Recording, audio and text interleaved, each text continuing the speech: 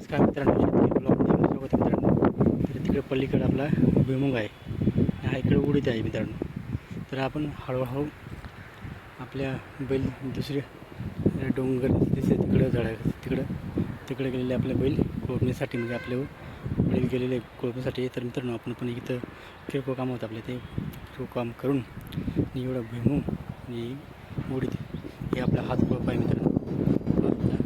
हाताने ताकद लावून याला आपण कोळपणी करत आहोत. पाहू शकतो मित्रांनो, अशी कोळपणी आपण करत आहोत. हे जे असं बारीक बारीक तण आहे, या तणाला आपण व्यवस्थित इथं खाली मस्त पाय लोखंडी पास आहे, तर त्याला इथं पकडलं का, इथं दाबून गेलं का, दाबून आपण पुढं सरळ चला त्याचं चाक पुढं जात असतो आणि ते मागं असं वखरण्यासारखं असं वखरलं जातं. तर बघू तुम्ही, असं वखरलं जातो, असं वखरलं जातं. बघ असं एकदम भारी असं तण जे तण निघून जातो मित्रांनो.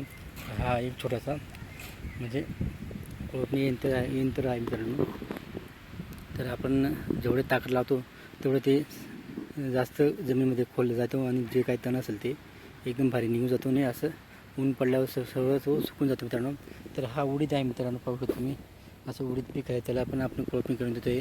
आणि भुईमुग थोडंसं आहे मित्रांनो, आणि आणखी दुसऱ्या शेतात आपण भुईमुग पेरणी केलेलं आहे, जेणेकरून आपल्याला भुईमुग आपण जास्त करत नाही मित्रांनो. फक्त आपल्याला शेंगदाणे खायला मिळायला पाहिजे या हिशोबाने आपण थोडं करतो. भुईमुग पीक जास्त प्रमाणात आपण करत नाही, कारण की त्याचे जे आहे जे म्हणजे उत्पादन आहे ते खूप कमी प्रमाणात निघतो, म्हणून ते आपण थोडं फारच करतो, जास्त करत नाही. जेणेकरून आपल्याला भुईमुगच्या शेंगा खायला मिळायला पाहिजे स्वतःच्या घरच्या, या हिशोबाने आपण दरवर्षी भुईमुग पेरणी हा 100% करतो. आणि आपण फक्त भुईमुग त्याच्यात आपल्याला काही बारीक शेंगदाणे असतात, काही मोठे शेंगदाणे असतात, असे 2 प्रकारचे आपल्याकडे शेंगदाणे आहेत. काही लाल कलरचे, काही सफेद आहेत.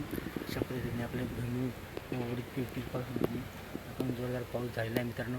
पाऊस आपल्याला पाहिजे होता, तसा पाऊस 100% पाऊस झालेला आहे. पूर्णपणे आपल्या जमिनीचा पोट पण भरले गेलेला आहे, असा पाऊस आला होता मित्रांनो. तर जवळजवळ 8 दिवस सारखा पाऊस, रात्रदिवस पाऊस सुरू होता. तर पावसाने खूप छान पद्धतीने पावसात दिली, असेच साथ शेवटपर्यंत दिली पाहिजे. आणि आत्ताही रोजचं सकाळी किंवा संध्याकाळी थोडं पाऊस येतच आहे, आणि पावसाचं वातावरण आहे मित्रांनो. म्हणून पाऊस हा एकटे गेलेला नाही आहे, सारखं येत जात राहिले पाहिजे. आणि एकटे गेला म्हणजे नाही, आपल्या शेतकऱ्याचं खूप नुकसान होतं मित्रांनो. म्हणून आपले जे काही कोळपणीचे कामं होते ते खोळंबलेले होते, ते आपण पूर्ण करत आहोत. आता कोळपणी सुरुवात झाली मित्रांनो. तर आपण कोळपणीचे कामं करत आहे मित्रांनो. व्हिडिओ आवडले तर लाईक शेअर नक्की करा, आणि आमच्या चॅनलला सबस्क्राईब करा. जय जवान जय किसान.